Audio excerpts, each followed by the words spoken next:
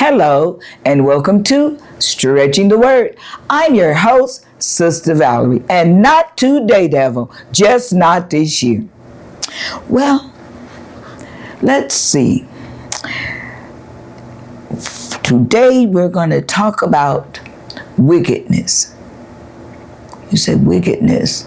Oh, okay. Because we hear that word, oh, that's a wicked person. We know, we read the Bible, and it talks about wickedness. But do we really understand? So, in the Bible, wickedness is a state of being morally wrong or evil. See, first of all, it's not just a little fleeting thing. It's, it's not a fad, but it says it's a state of being morally wrong or evil, and is often associated with sin.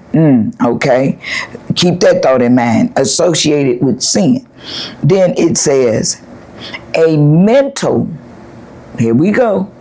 See, like I said, it's not just, a little fleeting fad thing, but it says a mental disregard for justice, righteousness, truth, honor, virtue, evil in thought and life. Wow. Thought and life? I mean, okay, that's mind blowing right there. Thought, evil in thought and life. Depravity, sinfulness, and criminality. So that covers a whole lot right there. But let's go back to Ephesians 6 and 12. Okay, let's go back to Ephesians 6 and 12 and see what that particular verse has to say about wickedness. Ephesians 6 and 12, we're going to wrap this verse up. We've been kind of leaning on it all week, but we're going to wrap it up today because we're talking about things that oppose us. And so, wickedness is a thing that opposes us. It resists the people of God. It stands against the people of God. It's not for us, but wickedness is against us. It comes to stagnate us. It comes to tear us down. It comes to try to make sure at least, that we do not be successful in whatever we are trying to obtain. So the last part, but we're going to read all of verse 12 out of Ephesians 6, and it says, for we wrestle not against flesh and blood, but against principalities. We discovered what that was about. Against powers. We've talked about that. Against the rulers of the darkness of this world. We've talked about that. And now we're talking about against spiritual.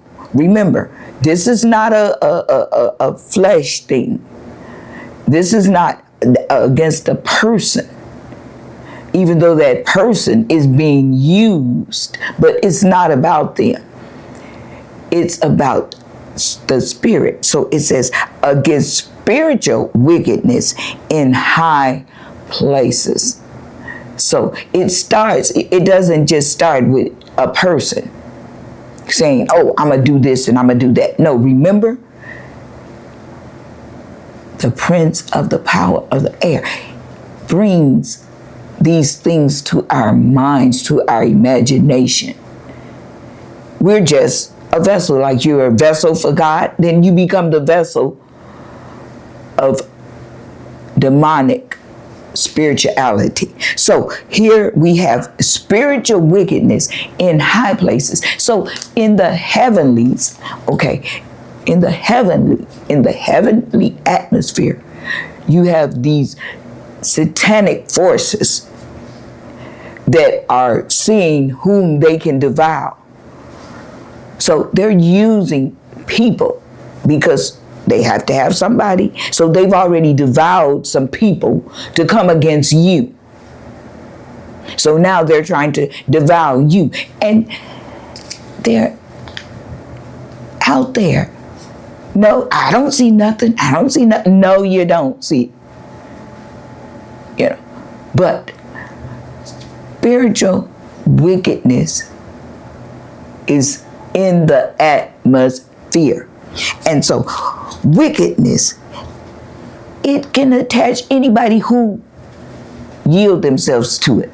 If you know how I say, to whom you yield yourself, that's who you become the servant of. So if you yield yourself to spiritual wickedness, to forms of evil, then that's who you're going to serve.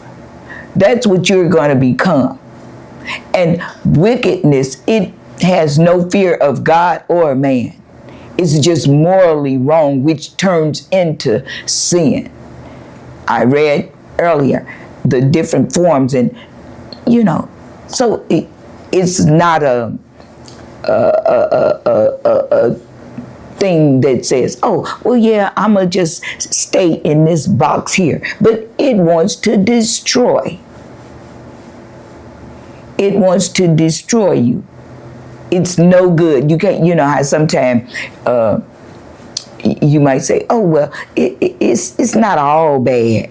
No, wickedness is all bad. So in my studying and researching, I ran across this, and it says, wickedness, like all forms and thoughts of wrong, left warm in your mind, which means if you meditate on that thought, if you give any thought to that thought, it will begin to grow. It will take over. And after it grows, because you keep thinking on that thing and thinking on that thing and thinking on that thing, and it becomes bigger and bigger and bigger in your mindset. And after it grows in your mind, it starts only with a thought. Remember that. It starts with a thought, and that thing grows and becomes bigger and bigger because you're meditating on it. And then after that, it becomes a deed, which means now you're acting out on it. How you say, yeah, I just, the next time I see her, I'm going to just slap her. The next time I see him, I'm going to punch him in the mouth. And you just keep meditating on that thing and meditating on that thing and meditating on that thing. And it becomes a bigger and bigger thought in your mind until finally when you see that person, that thought pops. Oh, yeah, you supposed to slap her. Yeah, you supposed to hit him in the mouth. So now it becomes a deed. You have put that into action. And finally, it becomes a destiny where you carried out this. You've made that your point. Sometimes it gets so bad to people go looking for people. Oh yeah, I just got to find them. No, I'm not going to let them get away with this. And you be on an actual hunt for that person because of wickedness, because it all started with a thought.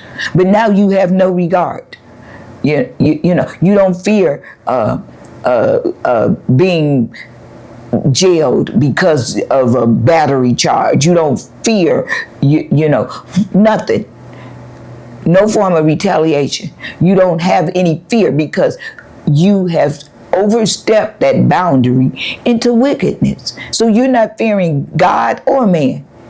You're just going to do the wrong thing regardless, because of wickedness has taken place within your heart, within your mind. It has consumed you. So, you're, as they say, you just didn't yield it totally. You're like a puppet. Whatever wickedness tell you to do, you just do it. Because you no longer yourself. You no longer have a conscience. How the Bible says your conscience has been seared. You no longer have a conscience because you're fearing nothing. So we have to be mindful of the spirit of wickedness, because if you yield yourself, it will definitely take over. Give it an inch to take them out. It wants to consume you. And it will consume you to the place where you will no longer be any earthly good.